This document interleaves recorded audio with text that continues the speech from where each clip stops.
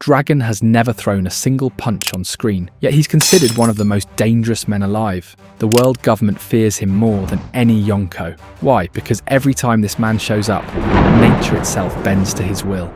Rain falls from clear skies. Winds tear through battlefields. Lightning strikes his enemies. But what's really behind these powers? Today we're breaking down the two leading theories about Dragon's devil fruit, and one of them connects directly to the legend of Nika himself. Here's what most people missed about that Loguetown scene. Dragon shows up right when Luffy's about to die, and suddenly a massive storm tears through the execution platform. Everyone thinks this was just dramatic timing, but look closer at what actually happened in that moment. The rain didn't start falling until Dragon arrived. This isn't coincidence. This is controlled weather manipulation happening in real time, and Dragon's doing it without breaking a sweat. Think about the sequence of events. Buggy raises his sword to execute Luffy. Rain begins falling from what was previously clear sky. Lightning strikes Buggy's blade at the exact moment he's about to kill Luffy. The wind fruit theory makes perfect sense here. Dragon could be generating massive air currents, creating pressure changes that force rain from clear skies. Wind controls atmospheric pressure. When you change pressure rapidly, you can pull moisture from the air and create rain. Dragon manipulates air currents to drop the temperature in specific areas, forcing water vapor to condense into raindrops. But there's something even bigger going on.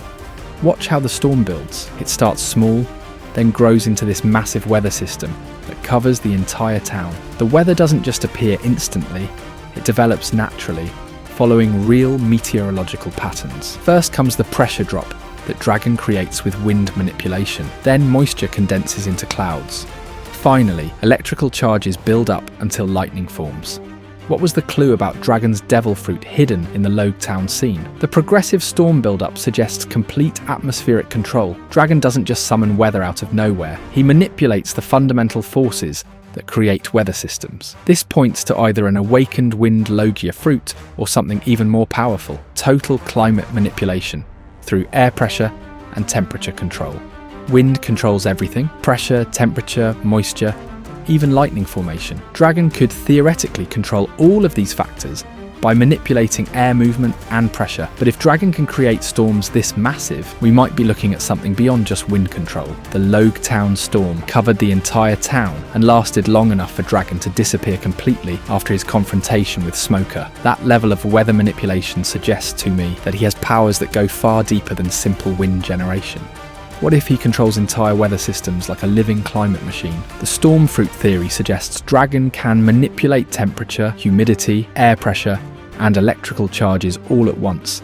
This would make him basically unstoppable. Imagine fighting someone who can drop the temperature 50 degrees, create hurricane winds, and strike you with lightning simultaneously. Your body goes into shock from the temperature change, while hurricane force winds knock you off balance. Then lightning finishes the job. I think Dragon's not just lucky with timing, he creates these conditions himself, possibly giving his forces massive tactical advantages in any operation. Storm clouds provide cover from aerial surveillance. Fog blocks enemy vision while his troops move freely. Rain makes gunpowder useless and ship decks slippery for pursuing marines. Cold snaps can freeze harbour water, trapping enemy ships in port. Hot air creates thermals that help revolutionary airships stay aloft longer. I think the world government fears him because he can literally change the battlefield environment. No navy can function in a Category 5 hurricane. Ships get torn apart by winds and waves. Cannons can't aim properly when the deck is pitching wildly. Crew members get swept overboard or struck by lightning. Dragon could sink entire fleets without throwing a single punch, just by creating the right weather conditions. But here's the thing about Logia fruits. They usually represent one element: wind, lightning, ice, fire. Crocodile controls sand, Smoker controls smoke. Ace controlled fire. Dragon's powers seem too diverse for a single Logia. He affects temperature, moisture, pressure, and electricity. That's 4 different weather elements working together in ways that single element Logias don't typically manage. This is where the Mythical Zoan theory starts making sense to me. What if Dragon's powers come from something much more ancient and symbolic? Mythical zones don't just give you an animal form, they give you the legendary powers and cultural meaning behind mythical creatures. Speaking of ancient powers, there's a connection between Dragon and Dawn Island that most fans completely overlook. Dragon's connection to Dawn Island isn't just his birthplace, it's tied to an ancient South American legend that perfectly matches his revolutionary role. The Amaru snake, from Inca mythology, is a massive dragon serpent that lives underground and emerges to bring change to the world above.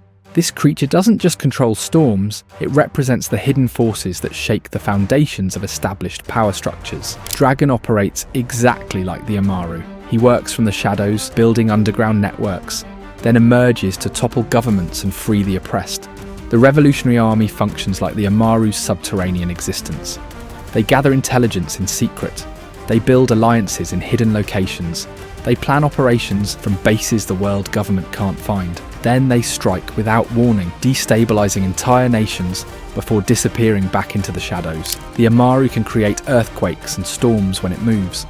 Dragon creates political earthquakes that shake the world government's control over entire nations. When Dragon's forces liberate a country, the effects ripple across the entire region. Other oppressed nations start questioning their rulers. Marine bases lose their local support. World government officials find themselves facing rebellions they never saw coming. But there's more. The Amaru emerges from the gateway of the sun, and Dragon comes from Dawn Island, both representing new beginnings and the end of darkness. Dawn Island literally means the beginning of a new day. The gateway of the sun represents the same thing in Inca mythology. Both symbols point to someone destined to end an age of darkness and bring light to the world.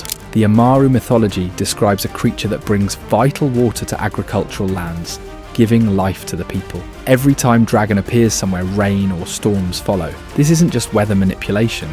It's symbolic of Dragon bringing life and hope to people suffering under corrupt governments. The rain represents renewal and growth after Dragon clears away the old, corrupt systems. While this mythical Zoan would give Dragon both the weather powers we've seen and the symbolic weight of being a legendary force of revolution, the Thunderbird theory offers something even more direct, a creature literally known for bringing storms and change. The only question in my mind is whether Dragon's powers are more about hidden revolution or direct storm-bringing force. The Thunderbird isn't just a mythical creature, it's the ultimate symbol of revolutionary change through natural force.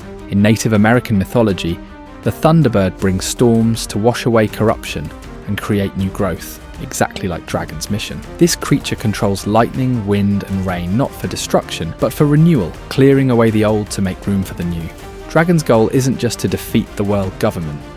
He wants to create a completely new world order where people can choose their own fate. The world government represents centuries of oppression and control. Dragon aims to tear down these systems entirely and build something better from the ground up. This matches exactly what the Thunderbird does in Native American legends. The Thunderbird is not evil or destructive. It's a force of necessary change that brings life-giving rain after clearing away dead wood. The storms wash away decay and corruption. The rain that follows nourishes new seeds and helps fresh growth emerge. The lightning strikes down what's rotten so healthy plants can take root. Every time Dragon appears, he's bringing this kind of change, saving Luffy in Loguetown, rescuing Sabo, building the Revolutionary Army. He's the storm that clears the way for new growth. When Dragon saved Luffy from execution, he wasn't just protecting his son, he was protecting the future Joy Boy who would bring freedom to the world. When he rescued Sabo from the Celestial Dragons, he saved someone who would become a key revolutionary leader.